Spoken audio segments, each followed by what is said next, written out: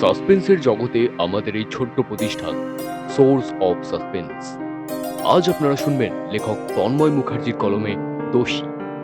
আজকে রইল গল্পের দ্বিতীয় এবং অন্তিম পর্ব। শুনতে থাকুন দোষী।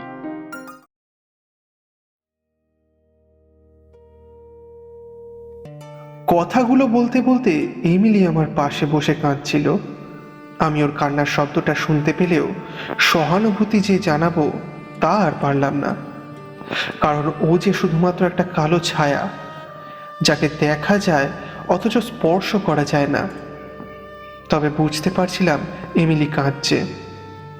আমি পারলাম না সেই সময়ে ওকে কাছে টেনে নিয়ে আমার বুকের মাঝে ওর মাথাটা রেখে হাত বুলিয়ে সান্ত্বনা দিতে। এরপর আমি বললাম, তোমাকে খুন করার জন্য তার কোনো রকম শাস্তি হয়নি? এমিলি বলল, না, আজও সে শাস্তি পায়নি। সেই দিন আমাকে সে খুন করে হোটেল ছেড়ে পালিয়ে গিয়ে কোথায় যে নিরুদ্দেশ হয়ে গিয়েছিল তার আমি জানি না। পুলিশ অনেক খোঁজ করেছে কিন্তু তাকে ধরতে পারেনি। হোটেলের রেজিস্টারে আমার নামে ঘর বুকিং করা ছিল, তাই ওর নামটাও কেউ জানে না। আমার রিসার্চের সমস্ত কাগজপত্র, আমার পাসপোর্ট, আমার টাকা পয়সা যা কিছু ছিল সেই সমস্ত কিছু নিয়ে সে চিরদিনের মতো নিরুদ্দেশ হয়ে গিয়েছিল। পুলিশ অনেক দিন ধরে তদন্ত চালায়, অনেক দিন ধরে, কিন্তু তার কোনো হদিশ না পেলে কেসটা ধীরে ধীরে ধামাচাপা পড়ে যায়। পুলিশ হোটেলের রেজিস্টার থেকে আমার নাম, ঠিকানা, ফোন নাম্বার আর আমার মৃতদেহের মুখের একটা ছবি নিয়ে আমার দেশে আমার ঠিকানায় যোগাযোগ করে। তার কিছুদিন পরে আমার দেশ থেকে আমার দাদা এসে কফিন বাক্সে বন্দি করে আমার মৃতদেহটাকে আমার দেশে ফিরিয়ে নিয়ে যায়। আমার নিথর সেই শরীরটা দেশে ফিরে গেলেও আমার মনের প্রতিশোধ নিতে আমার অতৃপ্ত আত্মা এই দেশেই থেকে যায়। যেন আমি অনেক খুঁজেছি কিন্তু অরণ্যক সেনকে কোথাও খুঁজে পাইনি। যেদিন ওর উচিত শাস্তি হবে সেদিন আমার আত্মা শান্তি পাবে, এই আমার অতৃপ্ত আত্মার মুক্তি হবে। আমি এখন শুধু মুক্তি চাই, শুধু মুক্তি চাই। কথাগুলো বলতে বলতে এমিলি হাওয়ায় মিশে যায়। এমিলির কথাগুলো শোনার পর থেকে আমার মনের ভিতরে একটা প্রতিশোধের আগুন জ্বলে ওঠে। এমিলির কষ্ট আমি আর সহ্য করতে পারছিলাম না। আজ থেকে মনে মনে প্রতিজ্ঞা করলাম, অরণ্যক সেন, তুমি এই পৃথিবীর যেখানেই লুকিয়ে থাকো না কেন, আমি তোমাকে খুঁজে বার করবই। আর এমিলির এই নৃশংস খুনের শাস্তি তোমাকে আমি দেবই। তা না হলে আমারও শান্তি নেই, এমিলির মতো আমারও মুক্তি নেই। এতটা পড়ে নিরঞ্জন থেমে যায়। এরপর কলম দিয়ে দরকারি লেখাগুলোর কয়েক জায়গায় দাগ দিয়ে রাখে। তারপর আবার পড়তে শুরু করে সে। এর পরের লেখাগুলো খুব একটা কাজে লাগবে বলে মনে হয় না, তবে 2 বছর ধরে অনির্বাণ সেই এমিলির খুনি অরণ্যক সেনকে যে কিভাবে আর কোথায় কোথায় খুঁজে বেরিয়েছে তার উল্লেখ করা আছে। এমিলি এই দেশে আসার পরে যেখানে যেখানে গেছে, যে হোটেলে সে থেকেছে, অনির্বাণও সেই সমস্ত জায়গায় গিয়ে সেই সমস্ত হোটেলগুলোতে খুঁজতে গেছে। শেষমেশ খুনি অরণ্যক সেনের কোনো রকম হদিশ যে সে পায়নি সেটাও লিখে রেখেছে। তবে এক জায়গায় উল্লেখ করা আছে, ওই অরণ্যক সেন নামের লোকটার চেহারা কেমন সেটা এমিলিকে জিজ্ঞেস করে অনির্বাণ জানতে পেরেছিল যে লোকটার সাথে এমিলির বেশ কিছু ছবি ছিল, কিন্তু সেই ছবিগুলো একদিন এসে নিয়ে গিয়েছিল অরণ্যক সেন, আর এমিলিকে বলেছিল ছবিগুলো নাকি ওর কলকাতার বাড়িতে পাঠিয়ে মা বাবাকে আমার ছবিটা দেখাতে চায় সে, আর তাদের দুজনের বিয়ের বিষয়টা জানিয়ে দেবে বলে কথা দিয়েছিল। অনির্বাণের ডায়েরির লেখাটা ছিল এইরকম। এমিলি বলছে, তখন আমরা সাঁচি সারনাথে ছিলাম। আমি অরণ্যকের মুখে আমাদের বিয়ের ব্যাপারটা শুনে খুব খুশি হয়ে আমাদের সমস্ত ছবিগুলো অরণ্যককে দিয়ে দিই, কিন্তু আমাকে সে তার প্রেমের ফাঁদে ফেলে যেভাবে আমাকে লুটে নিতে এসেছিল তা কি তখন আমি বুঝতে পেরেছিলাম? পরে যখন বুঝতে পারলাম লোকটা একটা শয়তান, তখন অনেক দেরি হয়ে গিয়েছিল। তবে সেই খুনি অরণ্যক সেন নামের লোকটার চেহারাটা আমি কোনো দিন ভুলতে পারবো না। আর 30 বছর বয়স, 5.5 ফুট লম্বা, ঠিক তোমার মতন, শক্তপোক্ত সুঠাম চেহারা, গায়ের রং মাঝারি, ডান গালের থুতনি নিচে একটা ছোট কালো জুরুল আছে, বাঁ হাতে লেখে, আর খুবই মিশুকে প্রকৃতির আর মিষ্টভাষী। ওকে দেখলে চট করে কেউ ভাবতেও পারবে না যে ওর ভেতরে আস্ত একটা শয়তান খুনি লুকিয়ে আছে। এরপর নিরঞ্জনের মনে পড়ে গতকাল রাতে অনির্বাণের বলা কথাগুলো। সে বলেছিল যে আজ আমার এমিলি তার হত্যাকারীকে পাপের শাস্তি দিতে পেরেছে। তার জন্য আজ আমি খুব খুশি হয়েছি। তার মানে গতকাল রাতের কথা কাল রাতেই ব্যাপারটা ঘটেছে। স্নোভিউ হোটেলের বেয়ারার কথা অনুযায়ী সকাল 9:30 অবধি অনির্বাণ জীবিত ছিল। যদি তাই হয়ে থাকে তাহলে ধরে নেওয়া যায় যে অরণ্যক সেন নামের লোকটাকে খুঁজে পাওয়ার কথাটা অনির্বাণ নিশ্চয়ই ওই ডায়েরিতে লিখে রাখবে, কারণ অনির্বাণ সেই সময় জীবিতই ছিল। আর এখানে কয়েকটা লেখা ছাড়া বেশিরভাগ লেখাগুলো যে ও সকালের দিকেই লিখেছে তার কিছু উল্লেখ কিছু জায়গায় আছে দেখছি। যেমন এক জায়গায় লেখা আছে, রাতে জাগতে হবে বলে আজকাল অফিস থেকে বিকেল 5টায় আমি আমার ফ্ল্যাটে ফিরে এসে 2 ঘন্টা ঘুমিয়ে নিই। এখন আর অফিস থেকে ফিরে ডায়েরি নিয়ে লিখতে বসি না। তাই সকাল 8টায় উঠে পড়ে চা আর জলখাবার খেয়ে সকালের দিকে আগের দিনের সমস্ত কিছু এই ডায়েরিটায় লিখে রাখি। এরপরে স্নান সেরে খেয়ে সকাল 9:30টায় অফিসের কাজে বেরিয়ে যাই। আর এইভাবেই এখন আমার দিন রাত কেটে চলেছে। নিরঞ্জন মনে মনে ভাবল গতকাল ছিল বুধবার 13 তারিখ এপ্রিল মাস 2016। ডায়েরির শেষ দিকের কয়েকটা পৃষ্ঠা লক্ষ্য করতেই পাওয়া গেল অনির্বাণের হাতে লেখা মৃত্যুর আগের শেষ কয়েকদিনের লেখাগুলোকে। ডায়েরি পৃষ্ঠা 70, তারিখ 11 এপ্রিল 2016, সোমবার। আজ সকালে বন্ধুদের সাথে কালিম্পংয়ে পৌঁছে গেলাম। আমরা 4 মূর্তি, আমি, নিরঞ্জন, কুমারেশ আর নবীন। আমি ছাড়া বাদবাকি 3 বন্ধুরা আমাকে আমার হোটেল পর্যন্ত ছেড়ে দিয়ে ওরা জিপে করে চলে গেল ঋষভের বাংলোতে। আমি কালিম্পংয়ের এই স্নোভিউ নামের একটা হোটেলে থেকে গেলাম। এখানে দিন 3 মতো থাকতে হবে, কারণ আমার অফিসে 7 দিনের ছুটি লাগবে বলতেই আমার সিনিয়র ম্যানেজার মিস্টার প্রশান্ত প্রামাণিকবাবু বললেন, হ্যাঁ বলো কি, 7 দিনের ছুটি? তা এবার কোথায় যাওয়া হবে একটু শুনি। আমি বলেছি বন্ধুদের সাথে কালিম্পং যাচ্ছি। এই কথা শুনে উনি বললেন, ইদানিং বছর 2 ধরে তোমায় দেখছি খুব বেড়াতে যাচ্ছ। তা কি ব্যাপার? আগের মতো কিন্তু বাপু তোমার কাজে একদম মন নেই। তা বেশ, কালিম্পংই তো যাচ্ছই যখন, তখন ওখানে গিয়ে কোম্পানির হয়ে কিছু কাজ করে এসো দেখি। কালিম্পংয়ের মতো এত সুন্দর জায়গার ছবি তোলার সুযোগ কি আর পাওয়া যাবে? তোমরা এমনিতেই তো সেখানে এদিক ওদিক ওই ঘুরতেই যাবে নিশ্চয়ই, ছবিও তুলবে, সে তো জানা কথা। তাহলে কোম্পানির বিজ্ঞাপনের জন্য ভালো কিছু ছবি তুলে এনো সেখান থেকে। ওই হ্রদ দেখা আর কলা বেচা, দুটোই হয়ে যাবে আর কি। আমি বললাম ঠিক আছে তাই হবে, কিন্তু আমি তো কালিম্পং থেকে ঋষভ চলে যাব, সেখানেই যাওয়ার প্ল্যান আছে। কালিম্পংয়ে তো থাকবো না। আচ্ছা আচ্ছা ঠিক আছে, কালিম্পংয়ে দিন 3 থেকে সেখানকার কিছু ছবি তুলে তুমি ঋষভে না হয় চলে যাও। আমি তোমার থাকা খাওয়া সমস্ত ব্যবস্থা করে দেবো। আর তাছাড়া তোমার বন্ধুরা তো আছেই, তারা তো আর পালিয়ে যাচ্ছে না, তাদের তুমি বলে দেবে, এতে অসুবিধার কি আছে? আমি আর কি বলবো, রাজি হয়ে গেলাম। বন্ধুদের বললাম যে কোম্পানি আমাকে 7 দিনের ছুটি দিলেও সাথে কাজ দিয়ে দিয়েছে। ফটোগ্রাফারদের যে কি জীবন তা আর বলবো কাকে।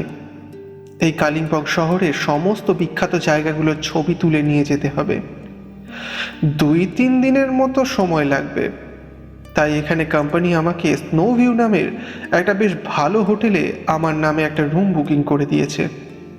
কি আর করা যায় ভেবে বন্ধুরাই ঠিক করে যে কাজ শেষ করে ওদের আগে থেকে বুকিং করা ঋষভের বাংলোতে চলে যেতে।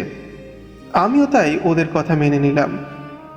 ঋষভে যেতে এখান থেকে ঘন্টাখানেক সময় লাগে, তবে জিপ গাড়ি ছাড়া ওখানে যাওয়া যায় না।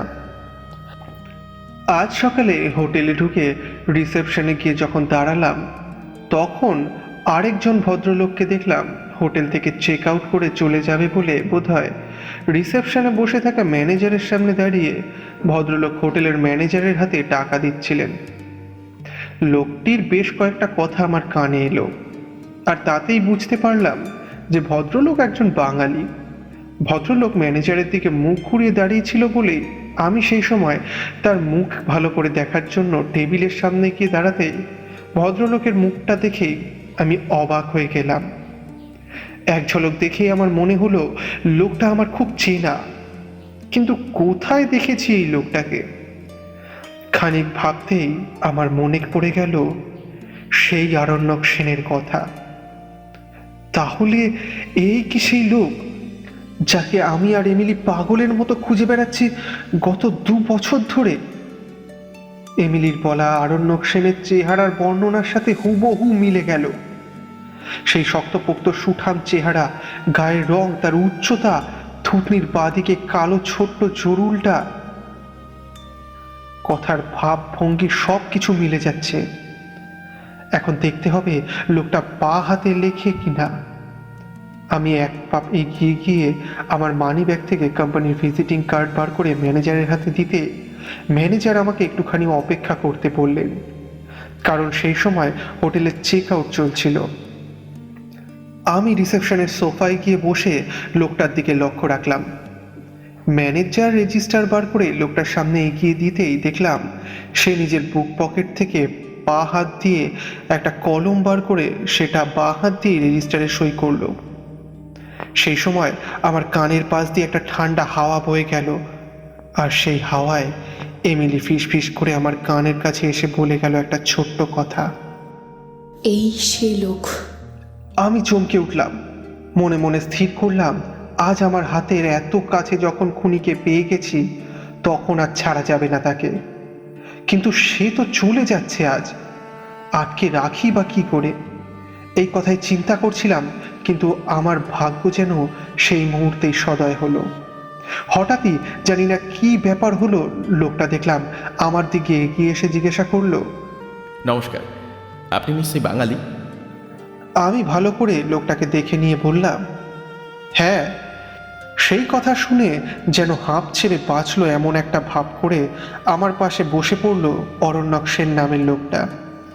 এরপর আমার সাথে সে ভাব জমাতে এক নাগাড়ে বলে গেল, আমার নাম অরণ্যক সেন, আমি কলকাতার উল্টোডাঙ্গায় থাকি। আর আপনি? আমি আমার নামটা বললাম, কোথায় থাকি বললাম।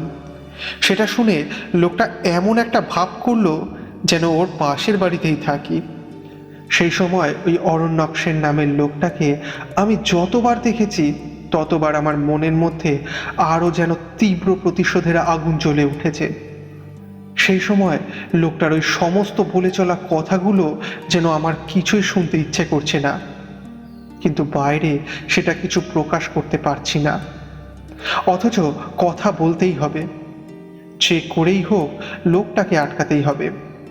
মনে মনে কিছু একটা প্ল্যান করছি, আর সে বলেই চলেছে, আর আমি কেবল হুম আর হ্যাঁ করে উত্তর দিচ্ছি। লোকটা বলল, আমি আজ চলে যাচ্ছি। দারুণ লাগলো এই জায়গাটায় ঘুরে। দুঃখের বিষয়, 2-1 দিন আগে এলে আমরা একসাথে ঘুরতে পারতাম। তা একা এসেছেন বুঝি?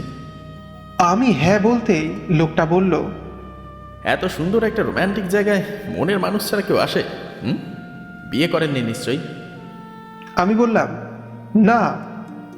লোকটা বলল, তাহলে আর মজা করতে পারবেন না। এই দেখুন না, আমি যেমন আমার গার্লফ্রেন্ডকে সঙ্গে নিয়ে এখানে বেড়াতে এসেছি। ওই যে বাইরে দাঁড়িয়ে আছে। 1 মিনিট দাঁড়ান, আমি ওর সাথে আপনার পরিচয়টা করিয়ে দিচ্ছি। আমি দেখলাম হোটেলের মেইন গেটের সামনে একজন যুবতী সুন্দরী মেয়ে দাঁড়িয়ে আছে, আর তার চোখে মুখে বিরক্তির ভাব লক্ষ্য করলাম। অরণ্যক সেন সোফা থেকে উঠে দাঁড়িয়ে সেই মেয়েটিকে কি একটা বলে রিসেপশনে ডেকে নিয়ে এলো।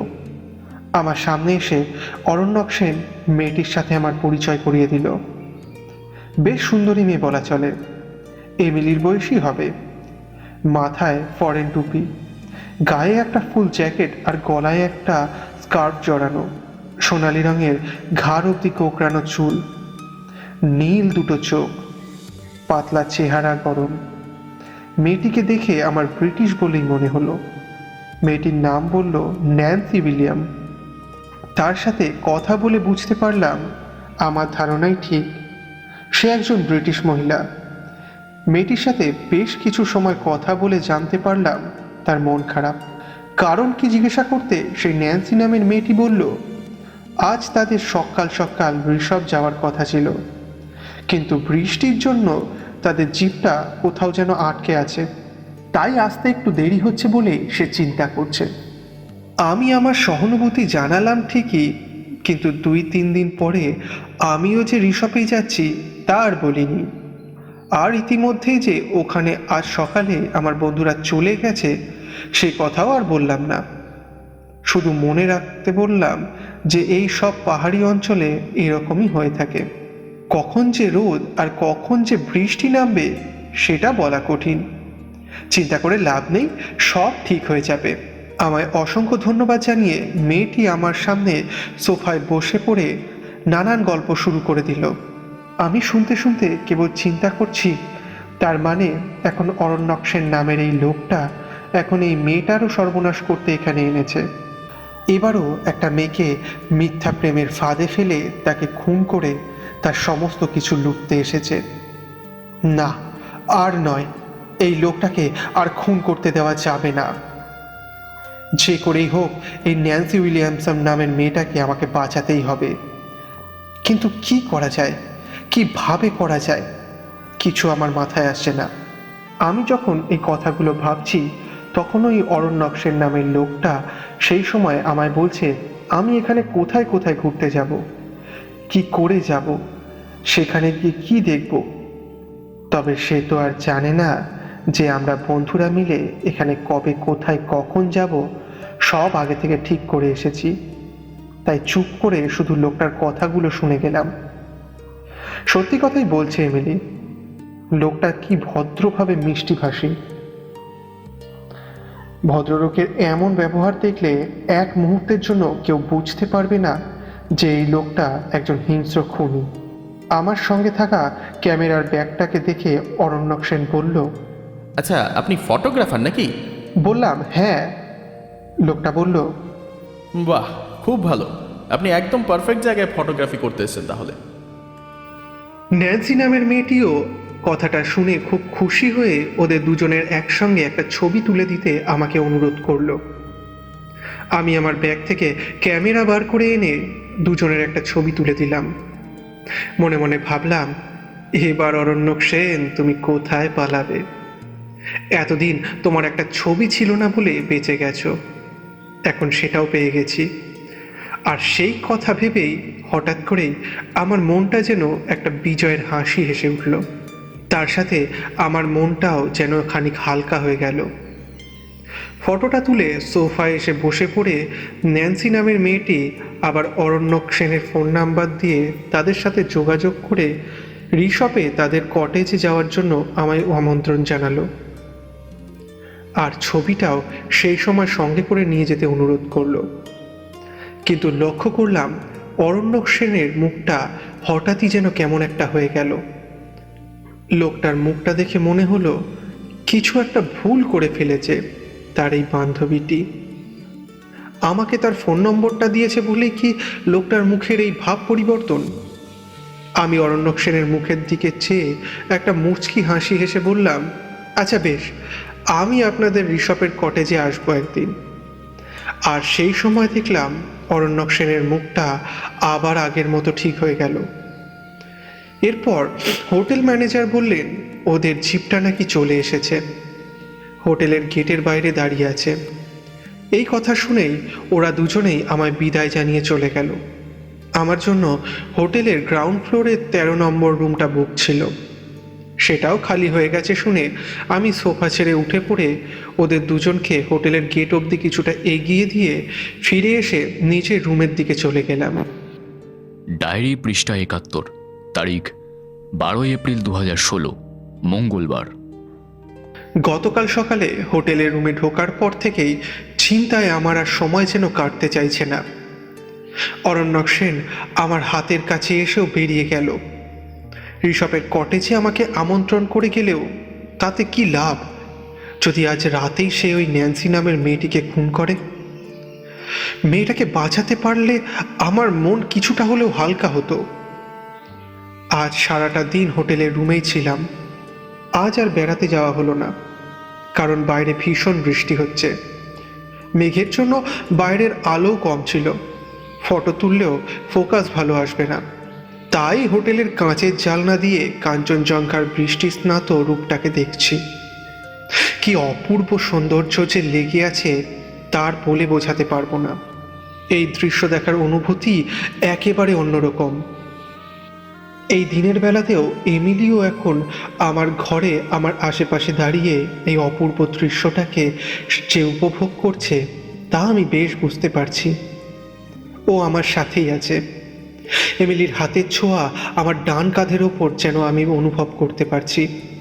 আমার ঘরের জানলায় বৃষ্টির জলের বিন্দু বিন্দু ফোটার আবছা হয়ে যাওয়া কাঁচের ওপর একটা হার্ট শেপ এঁকে দিয়ে আমার নাম লিখে দিল এমিলি। আমিও হেসে তার পাশে গ্লাসে এমিলির নাম লিখে দিলাম। এরপর আমার দরজায় ঠকঠক করে শব্দ শুনে তাকিয়ে দেখি রুম বয় সকালের জল খাবার এনেছে। আমি গিয়ে সেটা খেয়ে কিছুক্ষণ বিছানায় শুয়ে নিলাম। এখন রাত 9টা বাজে। বাইরে এখনো মুষলধারে বৃষ্টি হচ্ছে। ঝোড়ো হাওয়ার সাথে ঠান্ডাও বেড়েছে ভীষণ। একটা লেপ গায়ে চাপিয়ে লিখতে বসেছি। সকালের ঘটনাগুলো লিখে শেষ করে রাতেরটা লিখছি। একটু আগে রাতের খাবার খেয়ে উঠলাম। আজ এমিলি তাড়াতাড়ি এসছে, কারণ যে খবরটা শোনার জন্য অপেক্ষা করছিলাম সেটা দিয়ে গেল। ওই ন্যান্সি নামের মেয়েটা এখন ভালো আছে। আর অরণ্যক সেন যেন মেয়েটির কোনো ক্ষতি করতে না পারে তার জন্য এমিলি আছে। হাজার চেষ্টা করলেও মারতে পারবে না। সুযোগ পেলে আজ রাতেই অরণ্যকের জীবন শেষ করে দেবে এমিলি। তাই আমায় চিন্তা করতে বারণ করে গেছে।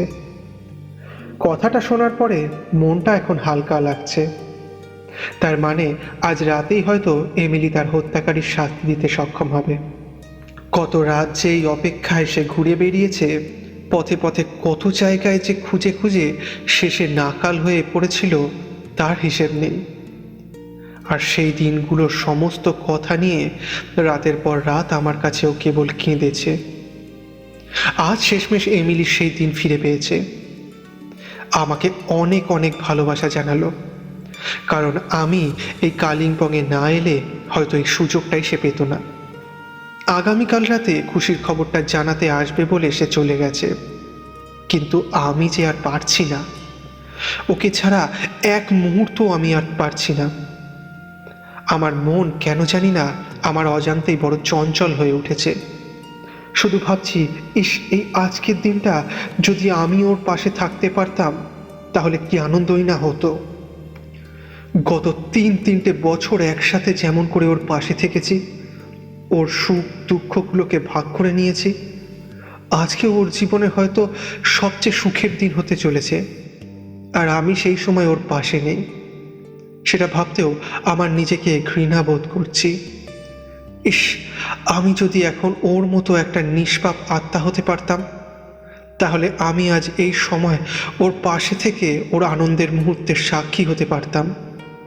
আচ্ছা, একটা মানুষ যদি প্রেতাত্মায় পরিবর্তিত হতে চায় তাহলে কি করতে হয়? উত্তরটা মনে হয় একমাত্র মৃত্যুই হবে, আর তার জন্য দরকার আত্মহত্যা।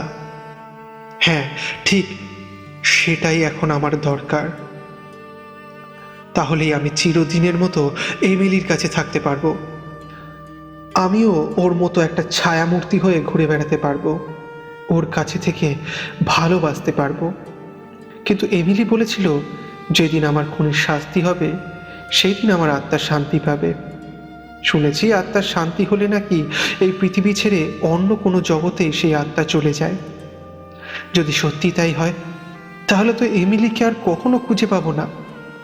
সে তো আমাকে ছেড়ে চিরদিনের মতো হারিয়ে যাবে অন্য কোনো জগতে। না না, তাকে আমি হারাতে চাই না। এখন তাহলে আমার কি করা উচিত? ওর কাছে আমাকে যেতেই হবে, ওকে যে করেই হোক আমাকে আটকাতেই হবে। না, আমি আর পারছি না। কিন্তু এখন আমার শরীরের মধ্যে হঠাৎই এ কি হচ্ছে? আমি আর লিখতে পারছি না কেন? আমার দুই চোখে যেন ঘুম ভর করেছে। আমি ঘুমোতে চাই। আমার কলম থেমে যাচ্ছে। আমার হাতের আঙুলগুলো ক্রমশ অসাড় হয়ে আসছে। কিন্তু আমাকে যে আজ রাতের মধ্যে আত্মহত্যা করতেই হবে। হঠাৎ আমি উঠে যেতে চাইছি, অথচ আমি উঠে যেতে পারছি না কেন?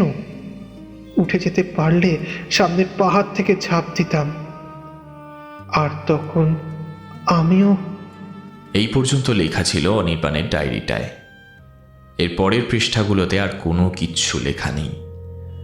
ডায়েরিটা পড়া শেষ হলে নিরঞ্জনের মাথায় অনেকগুলো প্রশ্নেরা যেন ভিড় জমায়। তার মানে অনির্বাণ সেই দিন রাত্রে ঘুমিয়ে পড়েছিল নাকি? না না না, তা কি করে সম্ভব? ও তো পরের দিন সকালেই সুইসাইড করেছে। তাহলে ও যে আমায় গতকাল রাতে বলে গেল যে এমিলির হত্যাকারীকে ও শাস্তি দিতে পেরেছে, তার জন্য আজ আমি খুব খুশি হয়েছি। এর অর্থ হলো এমিলি অরণ্যক সেনকে গতকাল রাতেই খুন করেছে। কিন্তু কিভাবে? অরণ্যক সেন আর ন্যান্সি উইলিয়াম এই দুইজনে মিলে এই রিসপে আমাদের বাংলোর পাশের কোনো কটেজে উঠেছিল 3 দিন আগে। আর গতকাল রাতে আমার শোনা ওই চিৎকারটা যদি অরণ্যক সেন নামের লোকটার হয়, তাহলে বুঝতে অসুবিধা হবে না যে গতকাল রাতে অনির্বাণের কথাগুলো একদমই সত্যি। এমিলি তার খুনির ওপর প্রতিশোধ নিতে পেরেছে, কিন্তু অনির্বাণ কেন আত্মহত্যা করতে গেল? এমিলির আত্মার সাথে একসাথে থাকবে বলে? ও কি এমিলির প্রেমে পাগল হয়ে গিয়েছিল নাকি? অনির্বাণ আত্মহত্যা করেছে একটা আত্মার জন্য? এটা কেউ বিশ্বাস করবে? তাছাড়া এমিলি যে অরণ্যক সেনকে পাহাড় থেকে ঠেলে ফেলে দিয়েছে, তার প্রমাণ কি? প্রমাণ চাই, কিন্তু কার কাছে পাওয়া যাবে? এইসব নানান প্রশ্নগুলোর উত্তর কি হবে সেই নিয়ে বালিশে হেলান দিয়ে অনবরত ভাবতে থাকে নিরঞ্জন। সেই সময় নবীন ঘরে ঢোকে। এসে দেখে নিরঞ্জন মাথার পিছনে দুটো হাত দিয়ে পা ছড়িয়ে সামনে ডায়েরিটা খুলে রেখে চোখ বুজে বসে কি যেন একটা গভীর চিন্তা করছে। সেই দেখে নবীন বলল, কি রে, কি এত চিন্তা করছিস? তোর শরীর ঠিক আছে তো এখন? নিরঞ্জন চোখ বুজেই বলল, এখন সব ঠিক আছে। ডায়েরিটা পড়লি? একটা দীর্ঘ নিঃশ্বাস ফেলে নিরঞ্জন বলল, এখন ধীরে ধীরে অনেক কিছুই বুঝতে পারছি, কেবল কিছু জ্বর ছাড়ানো বাকি আছে। কথাটা শুনে নবীন অবাক কণ্ঠে বলল, জট? সেটা আবার কি জিনিস রে? মানে অনির্বাণ কি কোনো কারণে এতগুলো ঘুমের ওষুধ খেয়ে মারা গেল? হ্যাঁ, তার সম্পর্কে কিছু কি লিখে রেখে গেছে? হ্যাঁ, কি রে? আর এই ডায়েরিটা ভেতর কিছু পেলি? এইবার নিরঞ্জন চোখ খুলে সোজা হয়ে বসল, বলল, হ্যাঁ, অনির্বাণের ডায়েরিটা ভাগ্যিস পড়লাম, না হলে ওর মনের গোপন কথা হয়তো চিরকালের জন্যই আমাদের কাছে অজানা থেকে যেত। আমার অনেক প্রশ্নের উত্তরও পেলাম, কিন্তু তুই এত দেরি করলি যে? কোথায় ছিলি এতক্ষণ? একটা সামান্য ফোন করে ফিরে আসতে তোর এতক্ষণ সময় লেগে গেল? আরে তেমন কোনো কিছু ব্যাপার না, ফোন করা তো আধ ঘন্টা আগেই হয়ে গেছে। সে কথায় পরে আসছি, আগে একটা দরকারি কথা শুনতো। তোকে তখন বললাম না, ব্যালকানিতে দাঁড়িয়ে দেখতে গেছিলাম যে নেপালি কবিরাজি ডাক্তার কত দূরে আছে। তুই সেই সময় অজ্ঞান ছিলিস। হ্যাঁ, তুই বলেছিলিস কোনো একজন টুরিস্ট ভদ্রলোক পাহাড় থেকে গড়িয়ে নিচে পড়ে গেছে। পুলিশ উদ্ধার করার কাজটা চালাচ্ছে। কি হয়েছে রে? আরে সেই লোকটাকে উদ্ধার করার পরে পুলিশ তার লাশ নিয়ে চলে গেছে। তেনজিং এর কাছে জানতে পারলাম ভদ্রলোক নাকি বাঙালি। এই আমাদের বাংলোটার কাছেই একটা কটেজে গিয়ে ভদ্রলোক উঠেছিলেন। ওই কটেজে ওনার সঙ্গে একজন ভীম সাহেবও নাকি ছিলেন। লোকটার নামধাম কিছু জানতে পারা গেছে কি? হ্যাঁ, তেনজিং এর এক ভাই নাকি ওই কটেজটায় কাজ করে। তেনজিং তার ভাইয়ের কাছ থেকে জানতে পেরেছে ভদ্রলোকের নাম অরণ্যক সেন, আর মেম সাহেবটির নাম ন্যান্সি উইলিয়ামস। কথাটা শুনেই নিরঞ্জন হতবাক হয়ে যায়। তার বুঝতে আর কিছুই বাকি থাকে না। গতকাল রাতে সত্যি এমিলির প্রেতাত্মা? এ তো অসম্ভব ব্যাপার। কিরে, তুই আবারও কোন খেয়ালে ডুবে গেলি? পারলে ডায়েরিটা একবার তুইও পড়ে দেখিস। ব্যাপারটা বিশ্বাস করবি কিনা জানি না, তবে গতকাল রাতে অনির্বাণের আমাকে বলা কথাগুলো একেবারে মিলে যাচ্ছে। ইতিমধ্যেই বাংলোর বাইরে থেকে একটা জিপ গাড়ির শব্দ শোনা গেল। নবীন বলল, কুমারেশ আবার ফিরে এলো নাকি? এত তাড়াতাড়ি কি ব্যাপার? এই তুই বস, আমি দেখছি। এবার নবীন ঘর থেকে বেরিয়ে যায়। নিরঞ্জন সমস্ত ঘটনাগুলো মিলাতে থাকে। কিছুক্ষণ পরেই কাঠের সিঁড়িতে জুতোর শব্দ তুলে বারান্দা দিয়ে হেঁটে একজন পুলিশ ইন্সপেক্টর ঘরের বাইরের দরজার সামনে দাঁড়িয়ে ভারী গলায় বলে, ভেতরে আসতে পারি, অ্যাডভোকেট মিস্টার নিরঞ্জন গুপ্ত? নবীন ঘরে ঢুকে এসে বলল, আসুন স্যার, ভেতরে আসুন। নিরঞ্জন, ইনি হলেন ইন্সপেক্টর মিস্টার অনিমেষ চক্রবর্তী। অনির্বাণের কেসটাই উনি হলেন ইনভেস্টিগেটিং অফিসার। কালিম্পং থানা থেকে এসেছেন। এই যে স্যার, ইনি হলেন আমার সেই বন্ধু। ওর পা। অফিসারটিকে একবার আপাদমস্তক দেখে নিয়ে নিরঞ্জন হতবাক হয়ে বলল, অনিমেষ, তুই এখানে? অনিমেষ হাসতে হাসতে এগিয়ে এসে বলল, কেমন সারপ্রাইজ দিলাম বল? হ্যাঁ, মানে তুই এখানে পোস্টিং আছিস? জি জনাব। অনিমেষ এবার একটা চেয়ার টেনে এনে তাতে বসে পড়ল। তারপর বলল, তারপর বল, খবর কি? সবই তো শুনেছিস। ঘুরতে এসে কি ঝামেলায় জড়িয়ে পড়লাম বল দেখি। তবে তুই যে ইনভেস্টিগেশনটা করছিস সেটা শুনে ভালো লাগলো। নবীন, তেনজিংকে একটু কফি বলে দে তো আমাদের জন্য। ঠিক আছে। বলে নবীন বেরিয়ে গেল। অনিমেষ বলল, ব্যাপারটা কি ঘটেছে বলতো? মানে গতকাল থানায় বসে ঘটনাটার আমি প্রায় অনেকটাই শুনেছি তোর দুই বন্ধুর কাছ থেকে। এই অনির্বাণ সুইসাইড করলো কেন? নিরঞ্জন সেই সময় ডায়েরিটার সমস্ত কথা অনিমেষের কাছে খুলে বলল। তার সাথে সাথে জানালো গতকাল রাতের ঘটনাটা। ইতিমধ্যেই কফি দিয়ে গেল তেনজিং। কফি খেতে খেতে তিনজনের মধ্যে আবার কথা শুরু হলো। অনিমেষ বলল, আরে তুই গতকাল রাতের ঘটনাটা যা বললি, তার সাথে আজ সকালে তোদের বাংলোর বাইরে ঘটে যাওয়া ঘটনাটার খানিকটা মিল আছে। তুই ঠিকই বলেছিস, লোকটার নাম অরণ্যক সেন। ওই কেসটাও আমার ঘাড়ে এসে পড়েছেই বলতে পারিস। বলতেই পারিস ওই অ্যাক্সিডেন্টের খবরটা পাওয়ার সাথে সাথেই সকাল থেকেই আমি প্রায় ছোটাছুটি করছি। ইনভেস্টিগেশন করতে গিয়েছিলাম ওই কটেজে। মেয়েটির নাম ন্যান্সি উইলিয়ামস, থাকে ইংল্যান্ডে। শুনলাম যে এই আরণ্যক সেন নামের লোকটা নাকি সে বাগদত্তা। তার কাছ থেকে গতকাল রাতের যা কাহিনী শুনলাম তা তো একেবারে ভৌতিক বলতে পারিস। মাঝরাতে কার একটা ফোন পেয়ে ভয়ে আতঙ্কে নাকি লোকটা পাগলের মতো আচরণ করছিল। তারপর হঠাৎ করেই হাতে একটা কুকরি নিয়ে কটেজের দরজা খুলে কি একটা যেন মানে কিয়ামু কিয়ামু এই ধরনের কিছু একটা বলতে বলতে সে নাকি ঝড় মিষ্টির মধ্যেও বেরিয়ে যায়। ন্যান্সি নামের ওই মেয়েটিও তার পেছনে ছুটে যায়, কিন্তু তারপর সে অনেকটা দূর থেকে নাকি তোর মতোই সেই আর্তচিৎকার শুনতে পায়। এরপর নাকি সে রাস্তায় পড়ে জ্ঞান হারায়। সকালের দিকে মেয়েটিকে এরকম রাস্তায় পড়ে থাকতে দেখে এখানকার স্থানীয় কিছু লোকজন তাকে উদ্ধার করে তাকে তার কটেজে নিয়ে আসে। তারপর ডাক্তার নিয়ে শুশ্রূষা করা হয়। দেখে এলাম এখন সে ঠিকই আছে। জিজ্ঞাসাবাদ করতে মেয়েটি যা বলল তাতে বুঝতে পারলাম আকস্মিক এমন একটা ঘটনায় ওর এখন ঠিক মাথার ঠিক নেই, ভুল বকছে।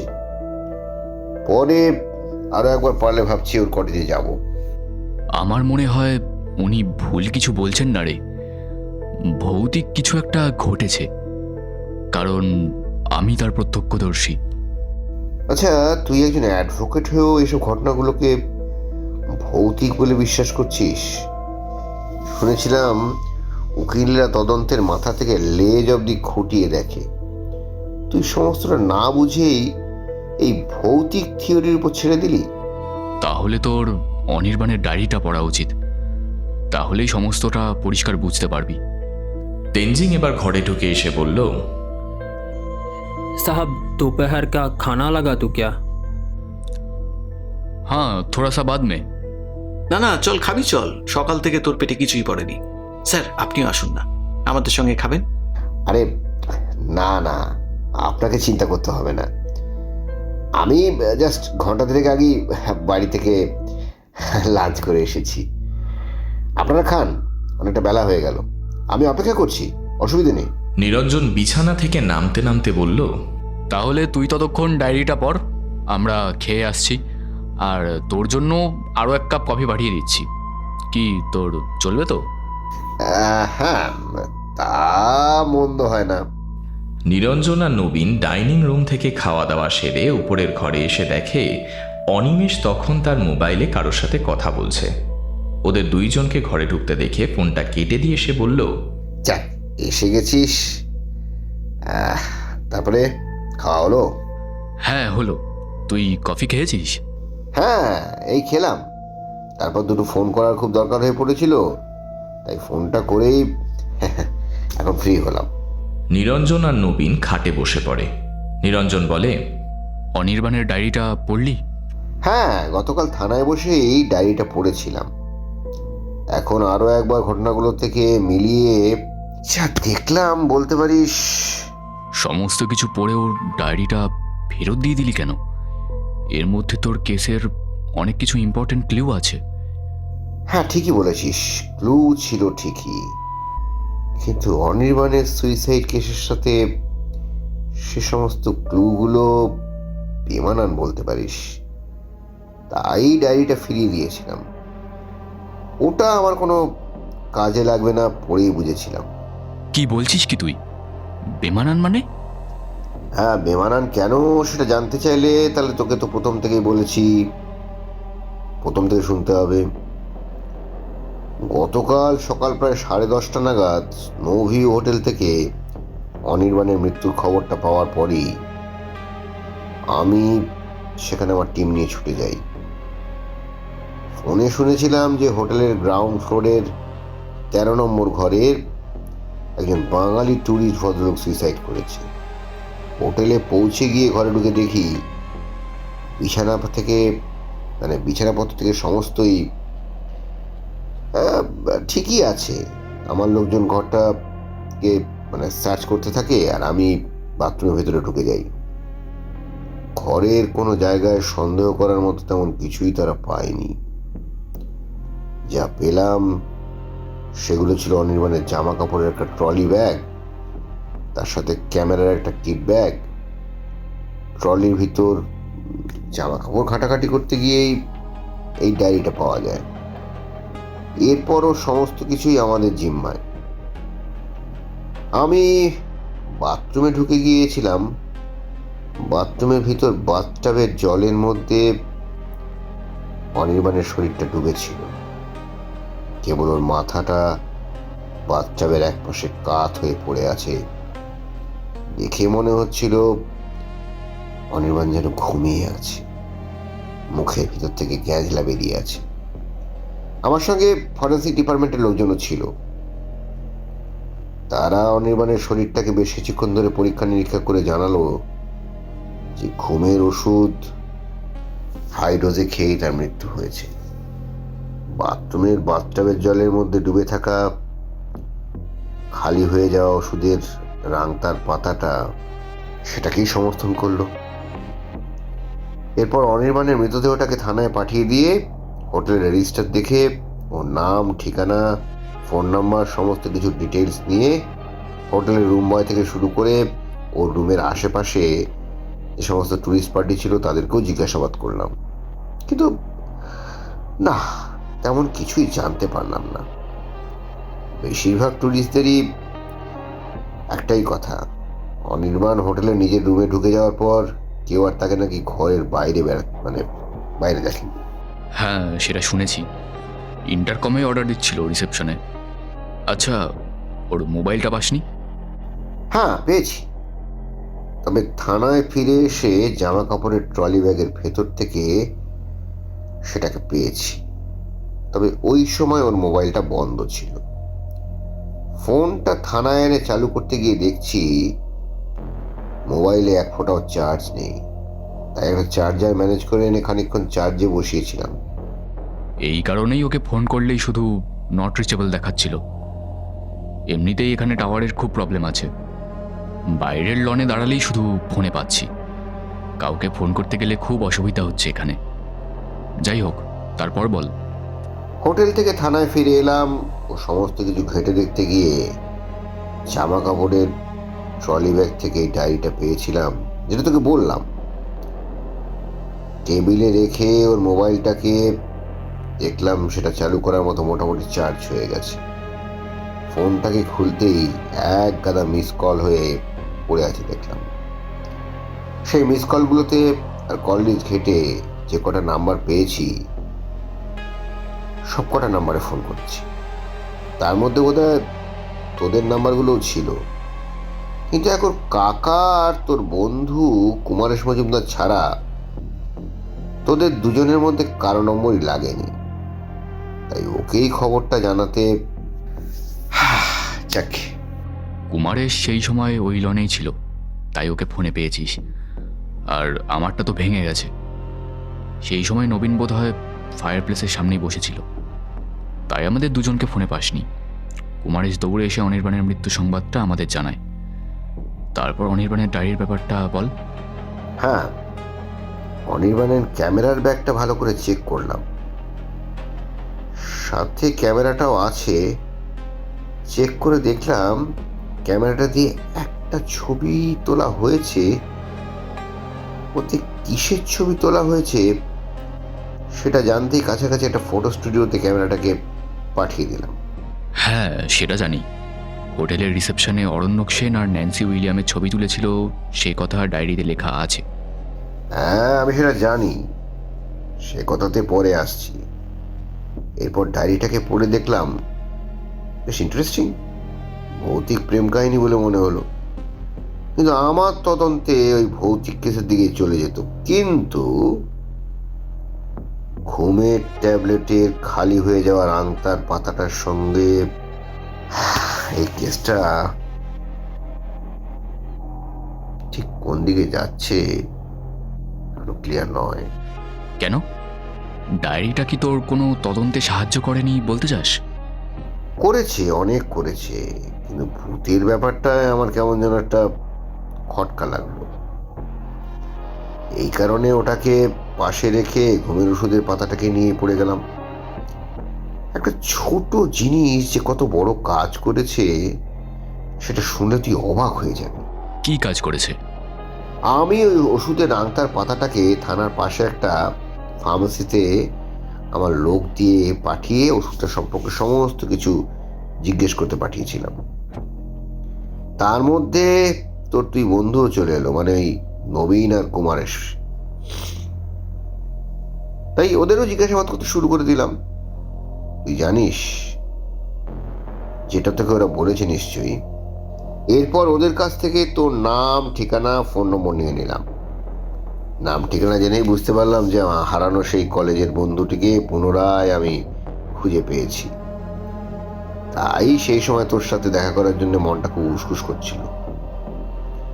ভাবলাম এই কেসের সাথে তুইও জড়িয়ে আছিস যখন, তখন তো দেখা তো হবেই। তাই সেই মুহূর্তে নিজের মনের ইচ্ছেটাকে একটু দমিয়ে কাজে মন দিলাম। ওদের দুজনকে নিয়ে গিয়ে অনির্বাণের মৃতদেহটাকে আইডেন্টিফাই করালাম, তারপর ওদেরকে ছেড়ে দিয়েছি। এরপর ফার্মেসি থেকে খবর নিয়ে ফিরে এলো আমার লোক। সে বলল যে ফার্মেসিতে এই রাংতার পাতাটাকে দেখাতেই তারা বলে দিল যেটা এটা একমাত্র মানসিক রোগীরা খায়, আর এই ট্যাবলেট প্রেসক্রিপশন ছাড়া কোনো ফার্মেসি দেয় না। তবে বড়জোর একটা কি দুটো ট্যাবলেট খুব প্রয়োজন হয়ে পড়লে তবেই তারা দিতে পারে, তার বেশি কখনোই নয়। এটা নাকি খুব মারাত্মক স্টেরয়েড ড্রাগ। একজন সুস্থ মানুষ এই ট্যাবলেট একসাথে 4টে খেলেই নির্ঘাত তার মৃত্যু। কথাটা শুনেই আমার তদন্তটা বলতে পারিস অন্যদিকে ঘুরে গেল। ডাক্তারের পরামর্শ ছাড়া এই ট্যাবলেট সে পেল কোথায়, কেন খেত, তার কি এমন রোগ ছিল যে এইরকম একটা মারাত্মক ওষুধ সে খেত? এইসব প্রশ্নগুলো মনে আসতেই অনির্বাণের কাকার কথাটা মনে পড়ে গেল। তিনি অনির্বাণের এই ওষুধ খাওয়ার ব্যাপারটা হয়তো জানতে পারেন ভেবেই ওর কাকাকে ফোন করেছিলাম। তার আগেও একবার ফোন করেছিলাম, অবশ্য তখন শুধু অনির্বাণের মৃত্যুর সংবাদটা জানাবার জন্য। পুনরায় তাকে সন্ধেবেলায় ফোন করে জানতে চাইলাম যে উনি অনির্বাণের এই মানসিক রোগে ভোগার ব্যাপারে কিছু জানতেন কিনা, কোনো খবর রাখতেন কিনা। তাতে উনি আমাকে ফোনে যা বললেন, হ্যাঁ, অনির্বাণ একটা মানসিক রোগে বরাবর ভুগছিল, আর তার জন্য ডাক্তারের দেওয়া ওষুধ সে খেত, কিন্তু সেই সমস্ত কথা বলতে গেলে অনেক সময় লাগবে। ফোনে তো অত কিছু বলতে পারবেন না, সেই কারণে আমি আর তাকে জোর করিনি। এমনিতেই ভদ্রলোক অনির্বাণের মৃত্যু সংবাদটা শোনার পর থেকে ভীষণভাবে ভেঙে পড়েছিলেন। ফোনে ওনার জড়ানো কণ্ঠস্বর শুনে আমার বেশ খারাপ লাগছিল। তবে তিনি যে এখানে আসবার জন্য বেরিয়ে পড়েছিলেন সেটা জানালেন। বললেন, আমি আপনাদের থানায় পৌঁছে গিয়ে সমস্যাটা জানিয়ে আসবো। আমি বললাম, তাহলে অনির্বাণের সমস্ত ডাক্তারি রিপোর্ট থেকে শুরু করে সমস্ত কিছুই আমার চাই। তাতে উনি বললেন, ও সমস্ত দরকারি কাগজপত্র আমি আমার সঙ্গে নিয়েই বেরিয়েছি। রাত 8টার মধ্যে আমি আপনাদের থানায় পৌঁছে যাব। এই বলেই উনি ফোন রেখে দেন। এরপর আসি ওই ক্যামেরা দিয়ে তোলা ছবির রিপোর্টটার ব্যাপারে। পুরো রিলটার মধ্যে একটাই ছবি। ডায়েরিটা পড়েছিলাম আগেই, তাই আন্দাজ করেছিলাম যে এই দুজন কারা হতে পারে, আর এই ছবিটা কোথায় তোলা হয়েছিল সেটাও জানতাম। অরণ্যক সেন নামে একজন খুনি লোকের উল্লেখ এর আগেও আমি একবার কলকাতার একটা মার্ডার কেসের ব্যাপারে শুনেছিলাম। হোটেলের রুমে গলা কেটে একজন জাপানি মেয়েকে হত্যা করা হয়েছে। খুনি পলাতক, তার নাম অরণ্যক সেন। যে জাপানি মেয়েটি মার্ডার হয়েছিল তার নাম ছিল ওহিসিকো কিয়ামু। আমি ডায়েরিটা পড়তে গিয়েই নামটা থেকে অবাক হয়ে যাই। সত্যি কথা বলতে কি, অনির্বাণের মতো আমিও লোকটাকে সন্দেহ করি। ভেবেছিলাম ইনি তাহলে অনির্বাণের মৃত্যুর জন্য দায়ী। তাই ঠিক করেছিলাম যে পরদিন সকালেই তাকে গিয়ে ধরব। কিন্তু বিনা প্রমাণে তো আর কাউকে চার্জ করা যায় না। তাই লালবাজারে ফোন করে ওই ওহিসুকু কিয়ামুর কেসটা সম্পর্কে জানতে চাইলাম। ওখান থেকেই বলল যে হ্যাঁ, এরকম একটা কেস বছর 5 আগে ঘটেছিল কলকাতার একটা নামকরা হোটেলে।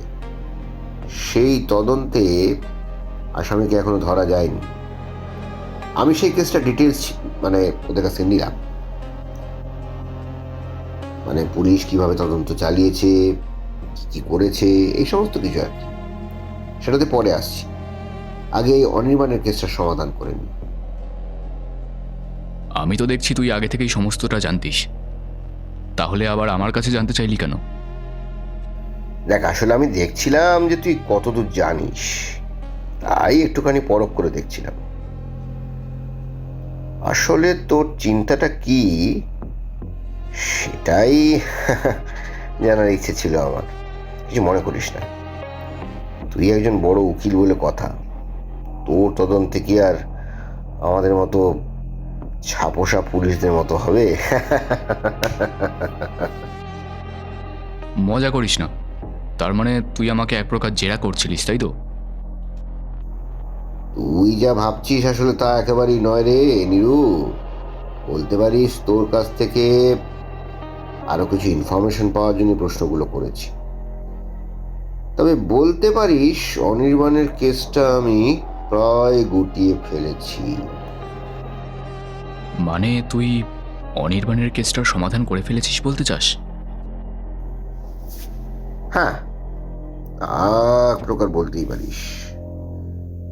তবে শুধু একটা নয়, একসঙ্গে 3টে কেসের মামলার সমাধান আজকের মধ্যেই হবে। তাজ্জব ব্যাপার, 3টে কেস? তা কি কি কেস শুনি? অনির্বাণের কেসটা সমাধান করতে গেলাম তো কিয়ামুর কেস পেয়ে গেলাম, আর কিয়ামুর কেস সমাধান করতে গিয়ে আরণ্যক সেনের কেসটা সমাধান হয়ে গেল। কারণ এখানে 3টে কেসই কিন্তু এক সূত্রে গাঁথা আছে, তুই ভালো করে সেটা জানিস। তাই সমাধান করতে খুব বেশি বেগ পেতে হলো না। তাহলে বল, তোর ওই কেসগুলো তুই কিভাবে সমাধান করলি? গতকাল রাত তখন প্রায় 8টা, লালবাজারের গোয়েন্দা বিভাগ থেকে ততক্ষণে কিয়ামু মার্ডার কেসের সমস্ত তথ্য প্রমাণ আমি হাতে পেয়ে গেছি। আর সেই সময় আমার থানায় এসে ঢুকলেন কমল মল্লিক মশাই, মানে অনির্বাণের কাকা আর কি। তাকে আমার চেয়ারে বসিয়ে আমি প্রশ্ন করতে যাব, ঠিক সেই সময় উনি ওনার ব্যাগ খুলে সেখান থেকে কিছু কাগজপত্র আর কিছু ছবি দিয়ে আমাকে তিনি বললেন, অনির্বাণের আমি সমস্ত মেডিকেল ট্রিটমেন্ট প্রেসক্রিপশন সমেত সমস্ত মেডিকেল রিপোর্টগুলো এনেছি, আর এই ছবিগুলো সাথে এনেছি। দেখুন, এগুলো যদি আপনাদের তদন্তে কোনো কাজে লাগে। আমি সমস্ত কাগজপত্রগুলোকে আগে দেখলাম। সেগুলো একজন সাইকিয়াট্রিস্টের প্রেসক্রিপশন, আর নানান প্যাথোলজি সেন্টারের blood report, CT scan, plate, এই সমস্ত আর কি। এরপর ছবিগুলোর মধ্যে একটা অনির্বাণ দাঁড়িয়ে আছে একটা কবরের সামনে, এরকম একটা ছবি ছিল। রাতের অন্ধকারে বুঝতে পারলাম এটা সেই কলকাতার পার্ক স্ট্রিট সেমেস্ট্রির ছবি। ডায়েরিতে পড়েছিলাম বলে চিনতে পারলাম। এরপর আরও বেশ কিছু ছবি পেলাম, যেগুলোতে দেখলাম একটি 20-22 বছর বয়সের জাপানি মেয়েকে কেউ তার গলার নলি কেটে হত্যা করে বাথটাবের মধ্যে ফেলে রেখে পালিয়ে গেছে। সেই হত্যাকাণ্ডের ছবিটাই বিভিন্ন অ্যাঙ্গেল থেকে তোলা হয়েছে। বুঝতে পারলাম এটাই সেই ওহিসুকো কিয়ামু নামের জাপানি মেয়েটির ছবি ছাড়া অন্য কিছু নয়। কারণ এই ছবিগুলোর উল্লেখ ডায়েরিটায় অনির্বাণ কখনো করেনি। আর একটা ছবি পেলাম, একটি লোকের ছবি, তবে সেটা একজন লোকের পোর্ট্রেট থেকে ফটোগ্রাফি করে তোলা হয়েছে। আর সেই ছবিটাই ছিল আরণ্যক সেন নামক লোকটার। কারণ অনির্বাণের ক্যামেরায় তোলা স্নোভিউ হোটেলের সেই একই লোকের ছবি আমি দেখেছি। কিন্তু কথা হলো, এই ছবিগুলো অনির্বাণ পেল কোথায়? কারণ এই সমস্ত ডকুমেন্টস ক্রাইম বিভাগে থাকার কথা, অত্যন্ত সিক্রেট ব্যাপার। লালবাজার ক্রাইম বিভাগ থেকে আমি ইতিমধ্যেই ওই একই লোকের ছবি কিছুক্ষণ আগেই হাতে পেয়েছিলাম। এর সন্দেহ হলো এই লোকটা অনির্বাণ এই কিয়ামু মার্ডার ঘটনার সময় ক্রাইম স্পটে উপস্থিত থাকতে পারে। আর না হয় সে ক্রাইম বিভাগ থেকে ছবিটা হাতে পেয়ে ওর ক্যামেরা দিয়ে ফটো তুলে নিয়েছিল। কিন্তু কেন সে এই কাজটা করতে গেল এটা বুঝতে পারলাম না। কিন্তু আমি যখন এসব ভাবছি, কাকাবাবু আমাকে বললেন, বলুন, এইবার আপনি আমার কাছ থেকে কি জানতে চান? আমি আপনাকে সব রকমভাবে সাহায্য করতে রাজি আছি। তবে তার আগে বলে রাখি, আপনি যে ফটোগুলো এখন দেখছেন, আমিও ওগুলো একদিন ওর আলমারিতে দেখতে পাই। আর ছবিগুলো দেখেই তখন আমার মনে প্রশ্ন এসেছিল যে এই মার্ডারের দৃশ্য সে তার কাছে রেখেছে কোন উদ্দেশ্যে। প্রশ্নটা অনির্বাণকে করেছিলাম। সে বলেছিল, ক্রাইম বিভাগের ফটোগ্রাফারের কাজ করছি, তাই এই ছবিগুলো রেখেছি। এই কিছুদিন আগেই কলকাতায় এক নামকরা হোটেলের রুমেই ক্রাইম স্পটে গিয়ে ছবিগুলো তুলেছিলাম। দুদিন পরে গোয়েন্দা বিভাগে পাঠাবো। আমি আর এর বেশি কিছু জিজ্ঞেস করিনি, কিন্তু তার বেশ কিছুদিন পরে ওর মধ্যে একটা অন্যরকম পরিবর্তন লক্ষ্য করি। সেটা কিরকম পরিবর্তন?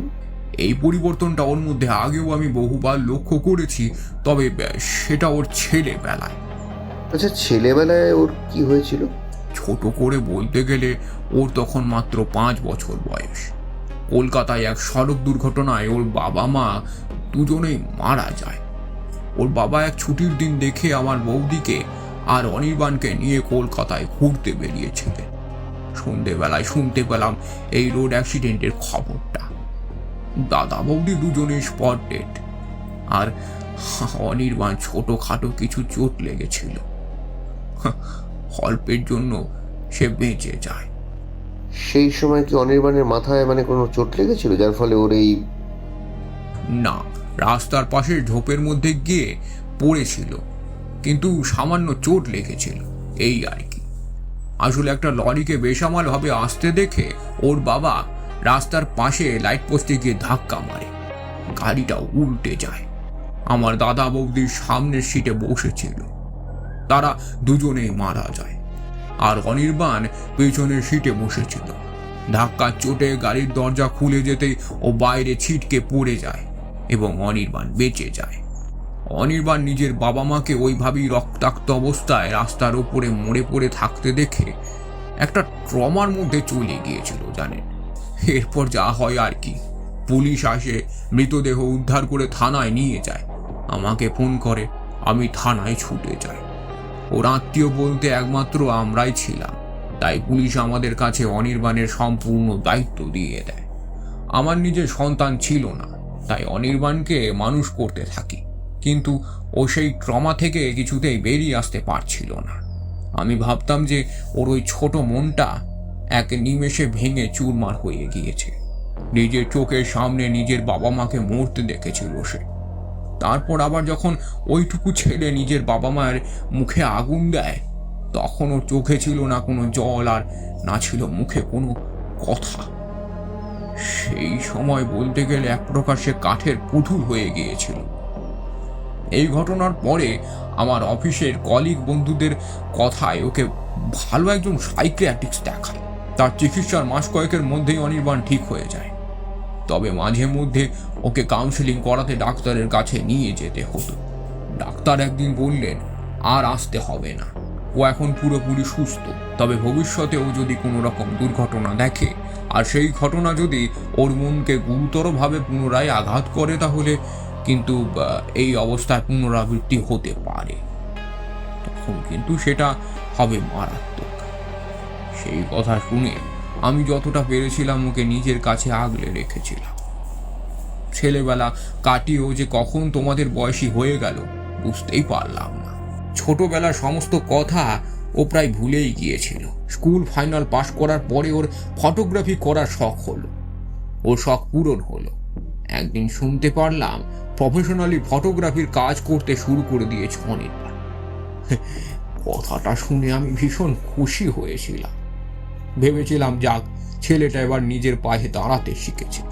কিন্তু সেই দিন হঠাৎই ওর কাছে এই ছবিগুলো দেখেই বুঝতে পেরেছিলাম যে আবার যেটাকে এতদিন ওর কাছ থেকে আড়াল করার চেষ্টা চালিয়ে এসেছিলাম, সে নিজেই সেদিকে ঝুঁকেছে। কি হয় ভেবে আতঙ্কে ছিলাম, ভয়ে ভয়ে দিন কাটাচ্ছিলাম। হঠাৎই একদিন রাতের বেলায় আমি বাথরুমে যাব বলে আমার ঘর থেকে বেরিয়েছি, এমন সময় ওর ঘরের সামনে দিয়ে যাওয়ার সময় শুনতে পেলাম যেন কার সাথে কথা বলছে, কিন্তু ভাষাটা যথাসম্ভব ইংরাজি হবে বুঝতে পারলাম। ভেবেছিলাম হয়তো কাজের ব্যাপারে ও কারোর সাথে ফোনে কথা বলছে, তাই সেদিন আর আমি তেমনভাবে নজর দিইনি। কিন্তু এরপর থেকে প্রায় দিনই রাতে ওর ঘর থেকে ওর কথা শুনতে পেতাম। কথা শুনে বুঝতে পারছিলাম ও যেন কাউকে ভালোবাসে, মানে কোনো মেয়ে আর কি। আর সেই মেয়েটি যেন ওর ঘরেই আছে, ছেলে বড় হয়েছে, তাই কোনো মেয়ের সাথে প্রেম ভালোবাসা হতেই পারে। হয়তো ফোনে তেমন করে কথাগুলো বলতো, তাই সেই দিনগুলোতেও আমি ওই বিষয়টা কোনো রকম গায়ে লাগাইনি।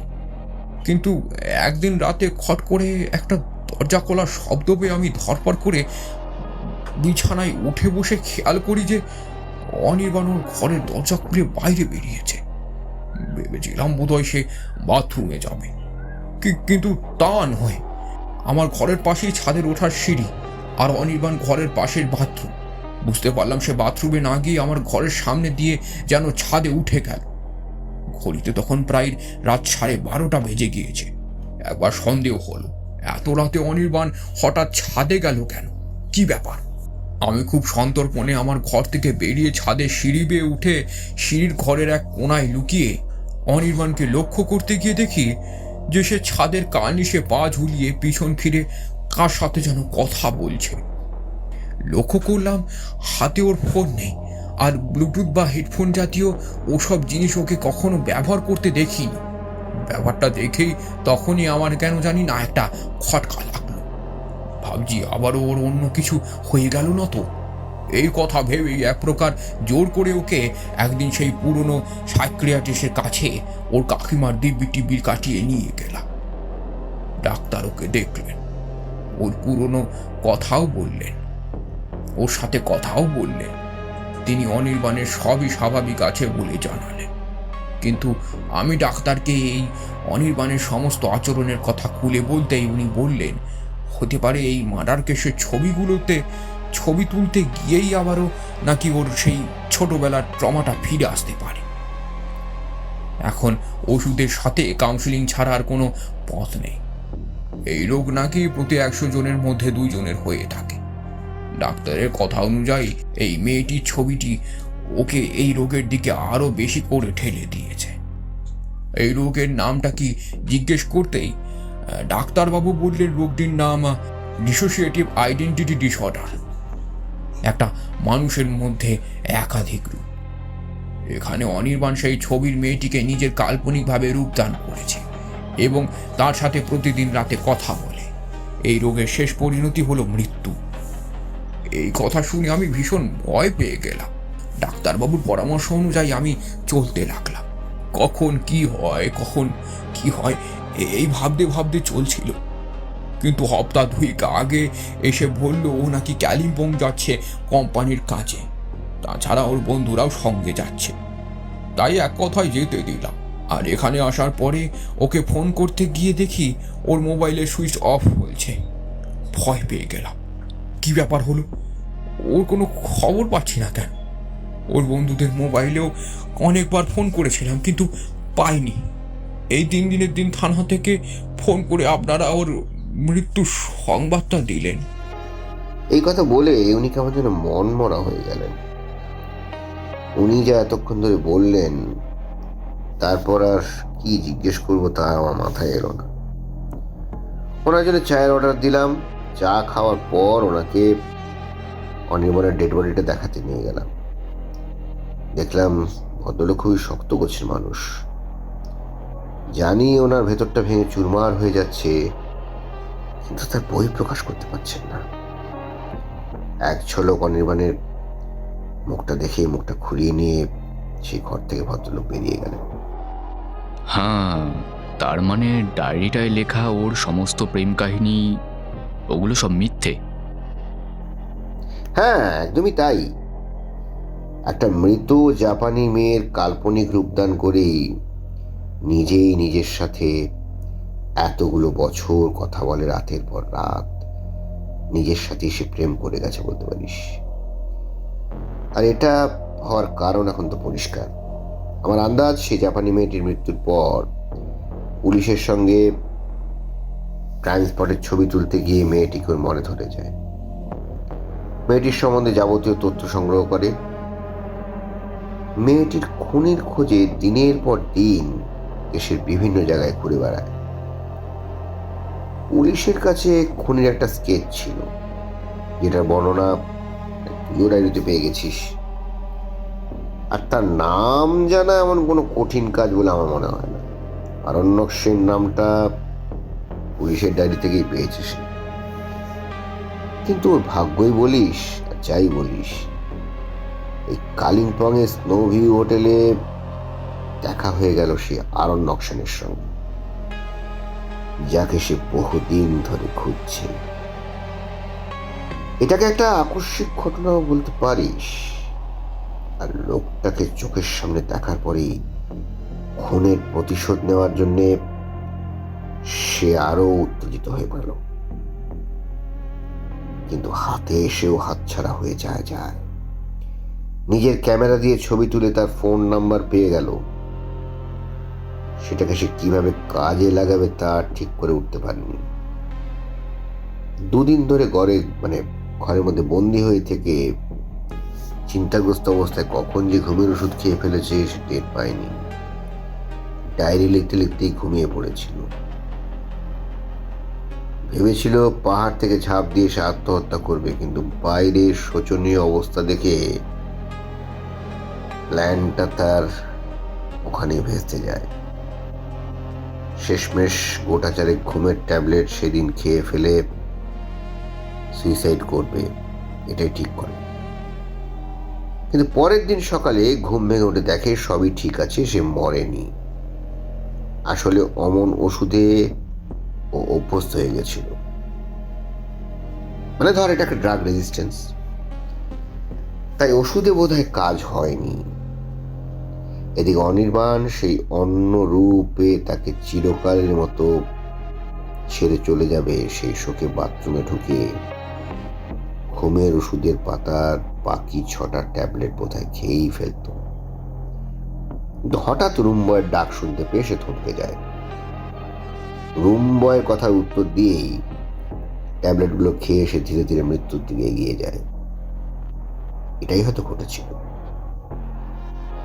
শোন, এই কেসের ব্যাপারে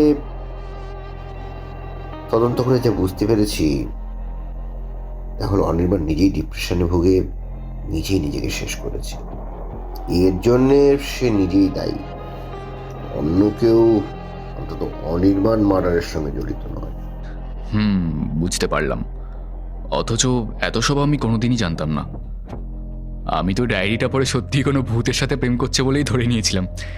তুই তো দেখছি ওর রোগের পুরো ইতিহাসই বার করে দিলি। অনির্বাণের ডায়েরিটা পুরোটা পড়ে দেখলে বাকি শেষটুকু আইডিয়া করতে পারবি যে এইরকম ঘটনাই মনে হচ্ছে হবে। আচ্ছা, তোদের সাথে বন্ধুত্ব কতদিনে, কিভাবে? অনির্বাণের সাথে বন্ধুত্ব বলতে গেলে আজ থেকে প্রায় বছর 6 আগে। আমার একটা কেসের ব্যাপারে ও আমাকে খুব সাহায্য করেছিল। ওর জোগাড় করা কিছু ফটো এভিডেন্সের সাহায্য নিয়েই আমি কেসটা জিতেছিলাম বলতে পারিস। সেটা ছিল একটা বড় ব্যাংক ডাকাতি কেস। তবে ওর সাথে মাঝে মধ্যে দেখা হতো, আর আমাদের মধ্যে বেশিরভাগ সময়ই ফোনে কথা হতো বলতে পারিস।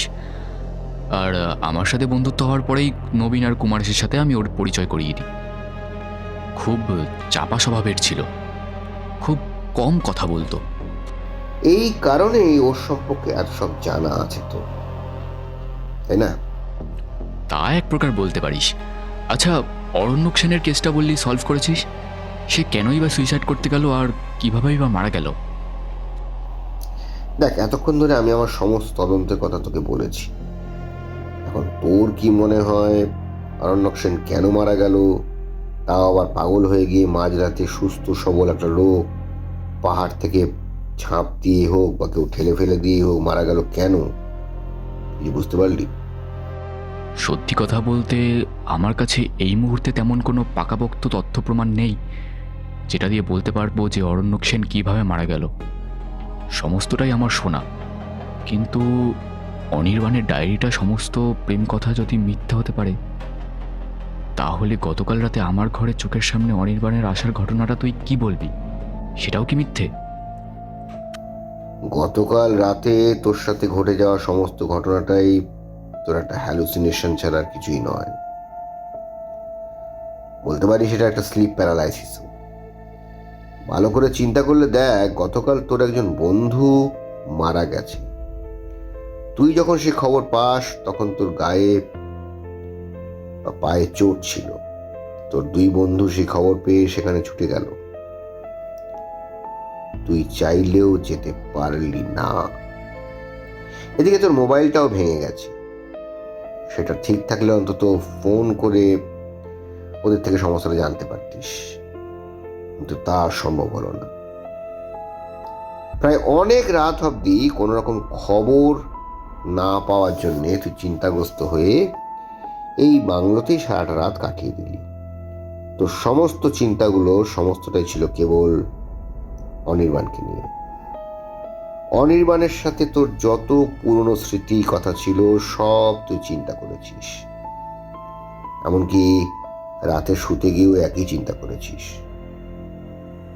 রাতে হয়তো ব্যথার ট্যাবলেটও খেয়েছিলি। অনির্বাণের ডায়েরি থেকে কিছু কিছু অংশ পড়তে পেরেছিলিস হয়তো, ব্যাস ওতেই তোর সাথে এই ঘটনাটা ঘটে গেছে। আদতে গতকাল রাতে তোর সাথে কিছুই হয়নি, স্লিপ প্যারালাইজ ছাড়া ওটার কিছুই না।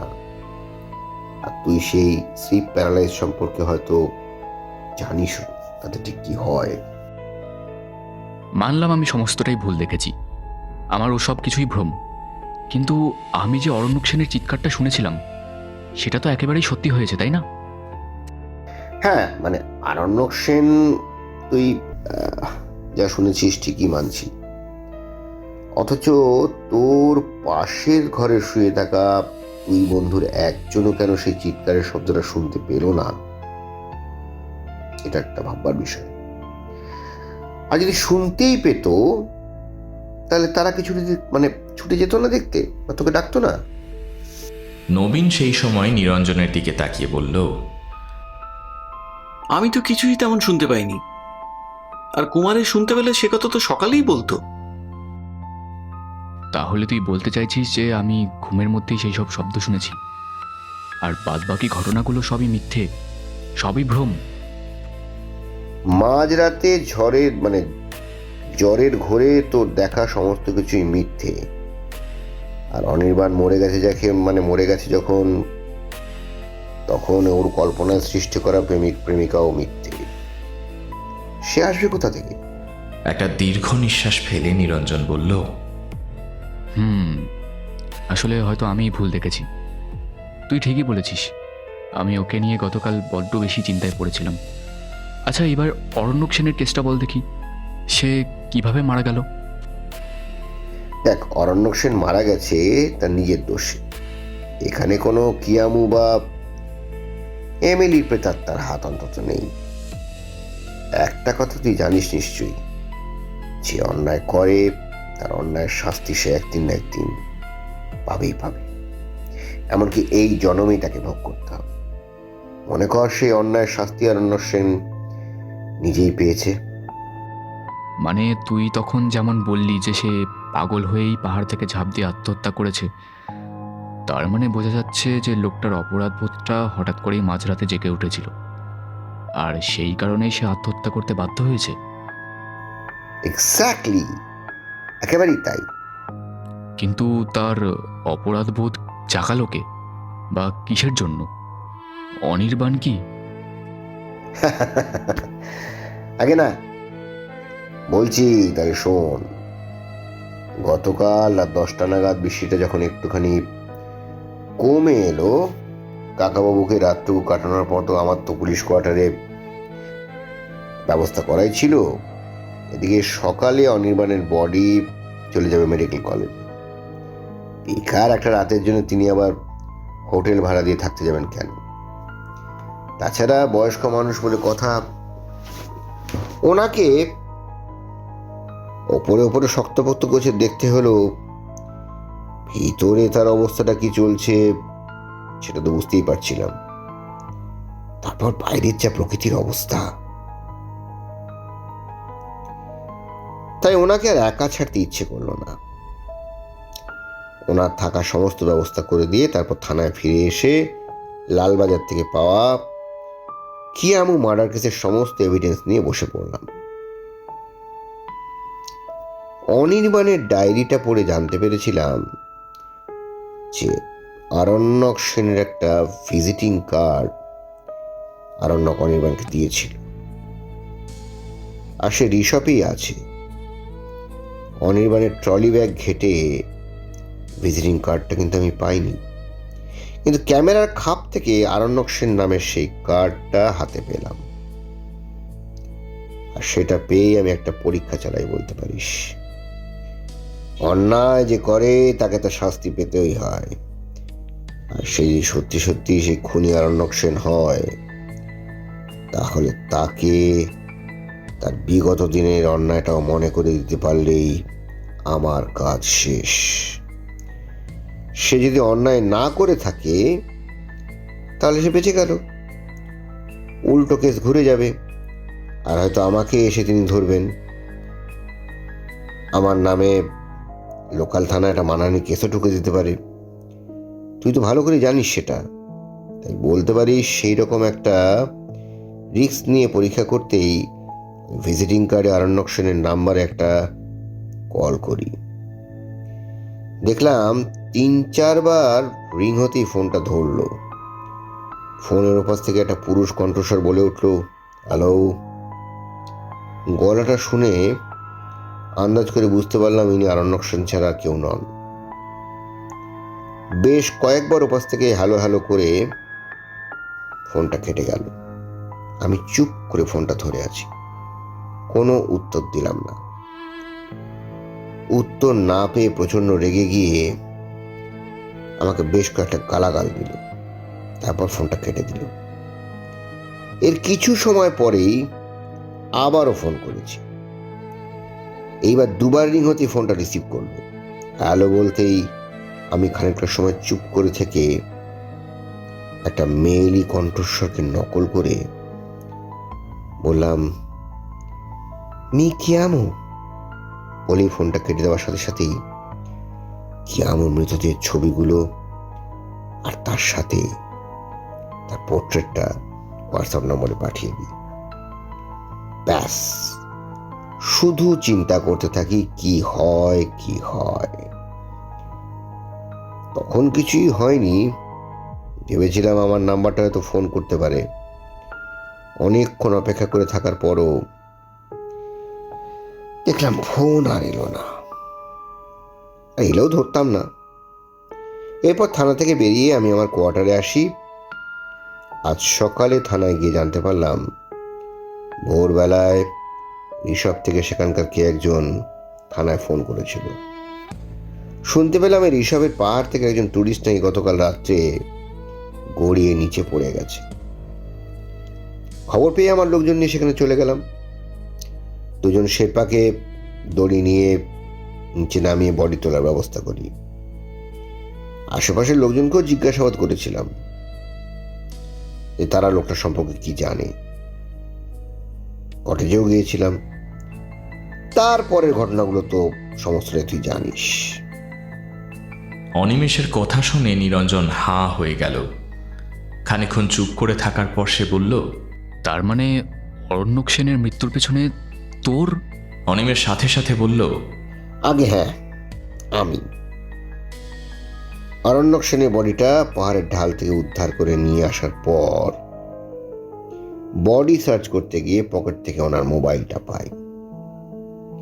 হাতে নিয়ে কল লিস্ট ঘাঁটতে গিয়ে দেখি লাস্ট কলটা আমারই ছিল। ফোনটা 1 ঘন্টা 3 আগেও আমার জিম্মায় ছিল, কিন্তু এখন পাহাড় থেকে 300 ফুট নিচে পড়ে গিয়ে এতক্ষণে সেটা ভেঙে চুরমার হয়ে গেছে। আমি যে তার জন্য দায়ী তার কোনো প্রমাণ কিন্তু নেই। ন্যান্সি সাক্ষী দেবে যে সে আরণ্যককে মৃত্যুর সময় পাগল দেখেছিল এবং সে স্বেচ্ছায় আত্মহত্যা করেছে। ব্যাস, কেস ডিসমিস। ব্রিলিয়ান্ট! বাপরে, তাহলে তো দেখছি তোর 2 দিনের মধ্যে 3টে কেস সলভ হয়ে গেল। তাহলে ওই অরণ্যক সেন যে একসময় কিয়ামো নামের একটা জাপানি মেয়েকে খুন করেছিল, সেটা ন্যান্সি উইলিয়ামকে জানাবি না? হ্যাঁ, আরণ্যক সেনের সমস্ত অপরাধের তথ্য প্রমাণ এখন আমার হাতেই আছে। অবশ্য ইতিমধ্যেই ফোন করে ন্যান্সি উইলিয়ামসকে আমি জানিয়ে দিয়েছি সে চাইলে তার দেশে ফিরে যেতে পারে। আগামীকাল আরণ্যক সেনের পুরো কেসটাকে সাজিয়ে কোর্টে চালান করে দেব। কেস যখন উঠবে তখন দেখা যাবে। আশা করি যা সাজিয়ে গুছিয়ে পেশ করব তাতে জজ সাহেব সমস্ত তথ্য প্রমাণ দেখেই কেস ডিসমিস করে দেবেন। সে কথা এখন ছাড়। ভাবছি তোদের সাথে দু একদিন একটু এদিক ওদিক ঘুরে আসি। অনেক ছুটি ডিউ হয়ে আছে রে। আর তোকে যখন এতগুলো বছর পর পেয়েই গেছি, তখন তো আর ছাড়ছি না ভাই। অনেক কথা জমে আছে, বলতে সময় লাগবে। ঠিক আছে, তাহলে তাই হবে।